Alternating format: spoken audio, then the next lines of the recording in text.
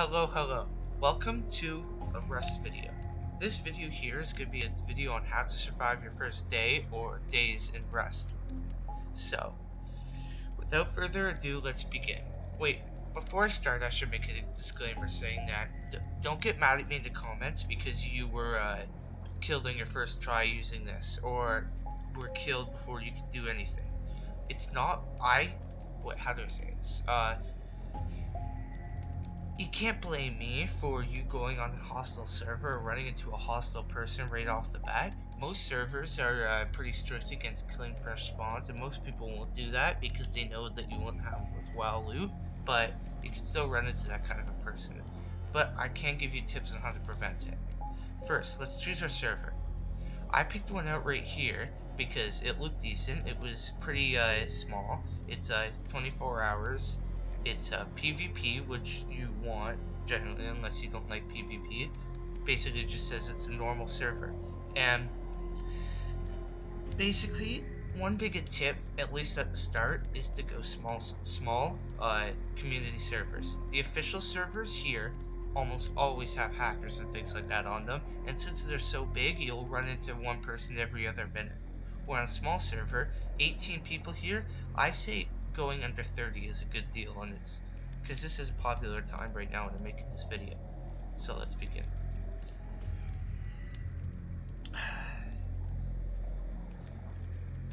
As this loads up, I'll just tell you again that I cannot account for cheaters in but I can say that your choice of server is everything.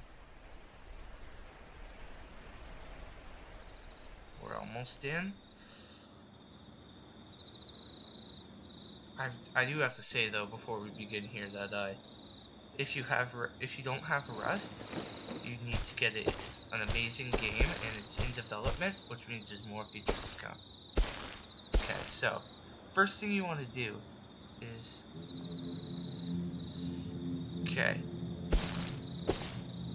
as you can see, it's currently nighttime, which means that this video may turn out even better because I can show you what it would be like if you spawn in at probably the worst possible time. First, you want to find rocks like these. Not big boulders like you'll see all around, but small rocks like these. Because when you hit them with your rock, they give off resources. Now, you see these wood piles here? You can get wood from going up to trees like this too, but generally you're better off doing this considering you get 7 there for every time you hit it, where with trees it's either 1, 2, or maybe 3, I'm not sure.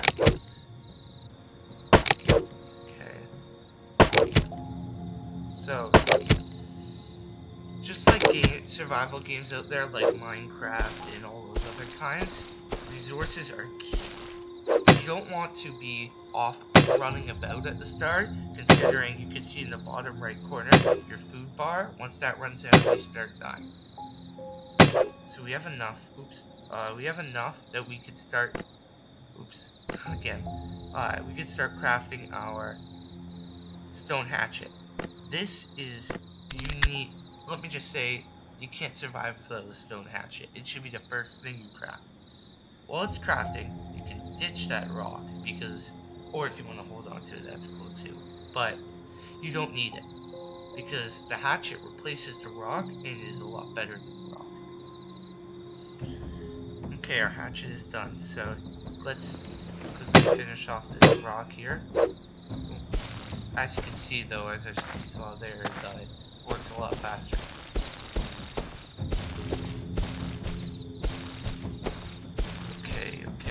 Next, we're just gonna look for food, and I seem to be just incredibly lucky today finding these pigs here. Pigs are the ideal starter because you come up behind them, they start to run, you sprint, you just whack them. Once they get too far ahead of you though, you just sprint a bit more, and you catch up. This is how you catch animals. So I know there's been a lot of problems with people being unable to gather food and things like that because it's very difficult. The key thing is pigs. They're the easiest to catch because they only run slightly faster than your walking speed, and they don't fight back. Things like deer, you want to leave because they're nearly impossible unless you have the hunger to wait around to do it. Ooh, this guy's tricky, and they're very dodgy. The great things about pigs is they aren't hostile like a lot of other animals. Let's just keep collecting here. Now, let's see. So, the next thing we're going to want to do is, I'm actually going to collect this guy here too, because it's everything having an ability to survive. There's certain areas of the map where food can get extremely scarce, and you always want to have it.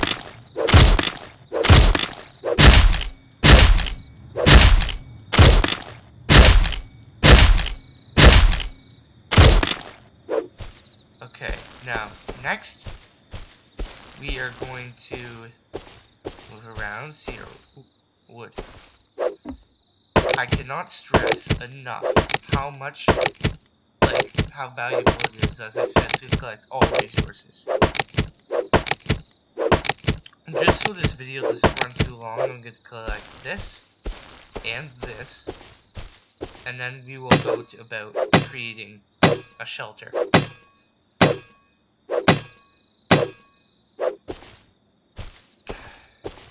A very strong tip too is, ooh, there's Rat Town there.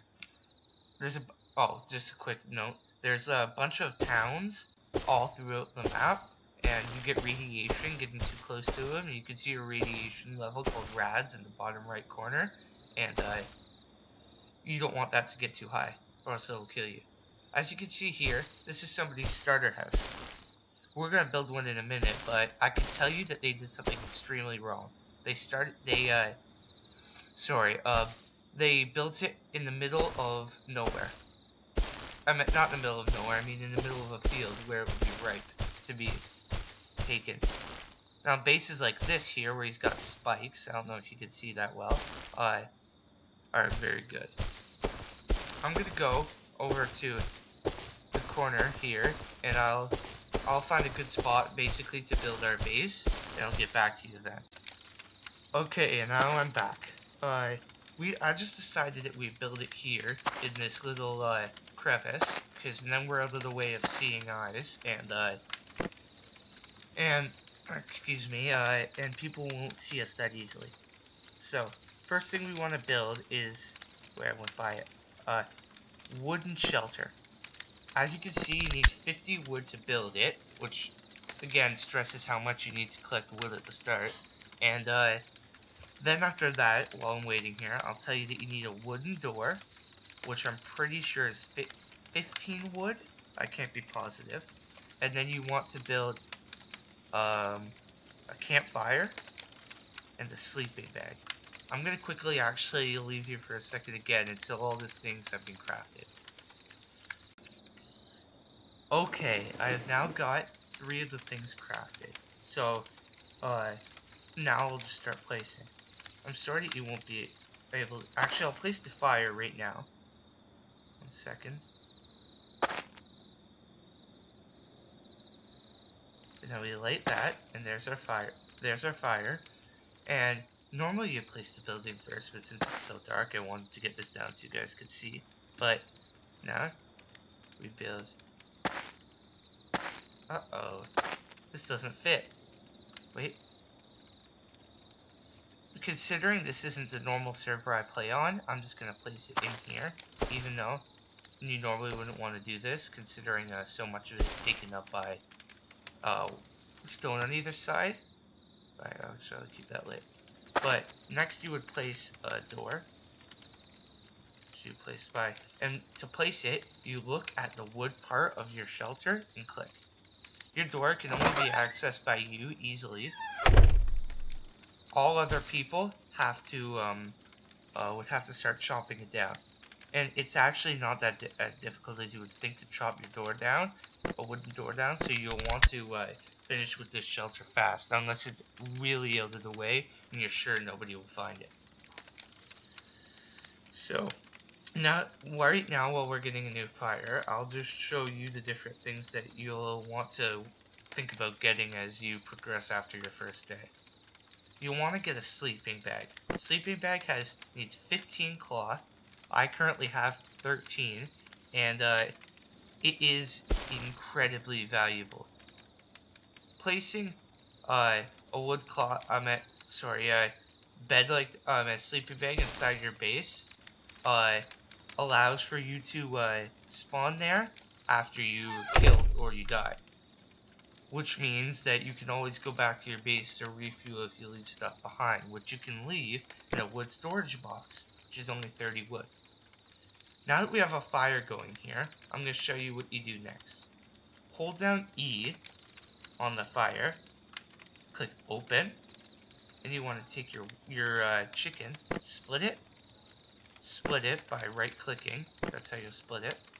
I'm just splitting mine up very thoroughly. And you'll place it, place it all in the cook columns. You'll want to get as even as possible to cook as fast as you can, but it's not that big a deal. I'm just going to place some extra wood inside this wood pile here, because once you run out of wood here, your fire goes out. And charcoal here is produced after your wood is burnt up. Charcoal is more valuable later on that you could find out yourself.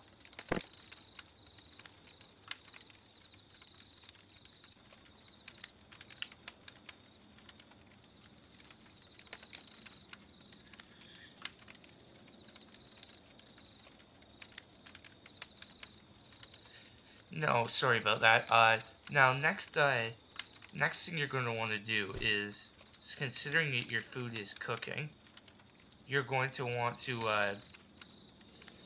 sorry, I'm at a loss right now, craft, if you don't have a torch, it'll be valuable to craft a torch.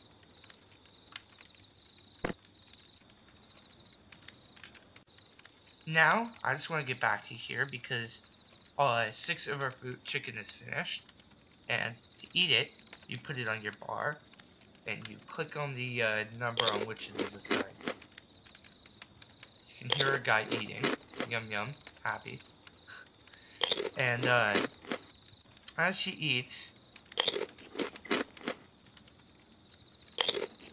I'm sorry, I'm just filling him up. Oop, I don't need to eat one more because he stops at 3,000 food, and you don't want to waste chicken because it's the last thing you want to waste in this game. So now that you're basically down for food, I'm going to tell you the next few things you'll want to do, but the video is going to end in a minute here.